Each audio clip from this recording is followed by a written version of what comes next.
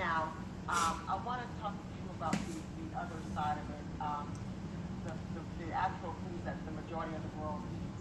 How can we continue to lose weight but still eat and enjoy the foods that we like, like steaks and hamburgers and chickens, things of that nature? If you recall, the last session that we did, I mentioned how after one of the workout sessions, I treated myself to IHOP and I didn't care. I got me the pancakes, the bacon, the eggs, grits, the hash brown, and I was like, yeah, this was me. And you made it very clear that if I wanted to have it, I could have it, but just in moderation, right? So if you could just expound a little bit and help us, the ones that like to eat meat, know how we can still be healthy, lose weight, and enjoy those foods as well. Yeah, I love everything that Paulette has been saying. I'm kind of, a little bit of my history is that you guys know that I've had surgery in 2016. And the day of my surgery, they found a tumor in my pancreas. And so I had to have another surgery to get that removed. And my decision after having that surgery, I have a question because not everyone knows because we have to use viewers. Oh, yes. Okay. So, okay. Hi. So I had weight loss surgery, bariatric surgery, gastric bypass in 2016. I made a choice to do that out of frustration. I didn't think I needed to have it. Like there was not any medical issues. I just got frustrated because I regained a lot of weight. And I'm like, I'm just done. And so I ended up having the surgery. And during that surgery, the surgeon found a tumor in my pancreas that I did not know was there. And so within the next, I guess, couple of months, I had to have another surgery, and they removed my pancreas, and they removed my spleen and a part of my pancreas. And so I had to make some moderation. So I made a choice after that surgery that I would not allow what I eat to kill me. So I made a choice to be plant-based. So Paulette kind of went through the whole vegan and vegetarian. I don't kind of see myself as vegan because I definitely am going to wear some leather, right? And so I'm more plant-based, meaning that I try to incorporate as much vegetables, fruits, whole grains as possible and eliminate a lot of the processed foods. And that's how I've maintained. However, because I am me and I'm not like always strict, and I do enjoy meat, I love bacon, I am a baconista. What I've done with myself is that I practice moderation. I practice intuitive eating. And so what that means is that you learn, of course, you learn the nutritional values of food, right? And then you extend yourself grace and you allow yourself to know when it's okay to have that. Like there are times when I love ice cream, dairy ice cream. And so I'll get dairy ice cream because what happens with me, Paulette talked about the brain.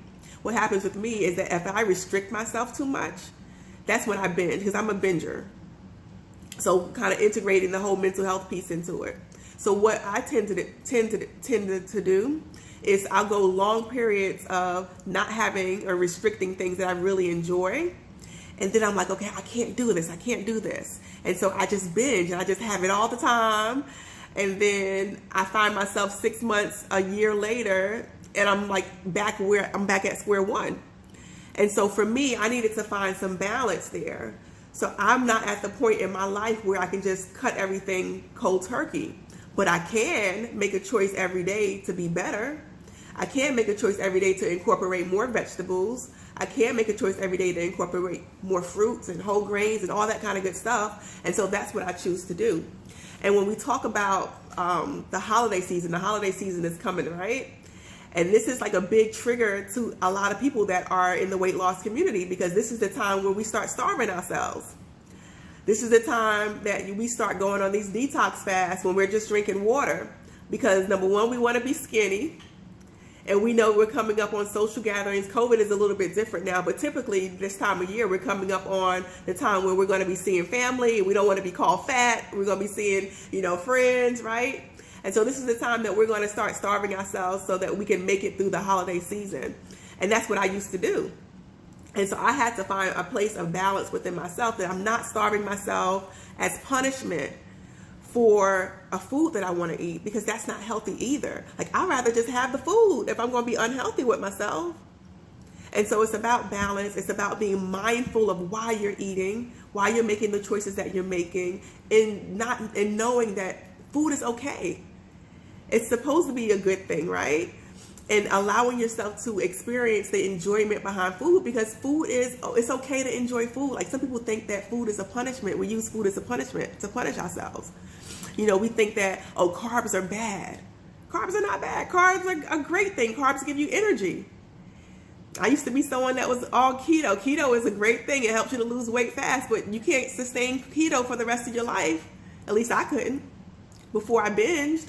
And so for me, my lifestyle has been about just balance, just finding balance, being very mindful and knowing, okay, Taisha, you had ice cream today. Why do you want this? Are you eating your feelings right now?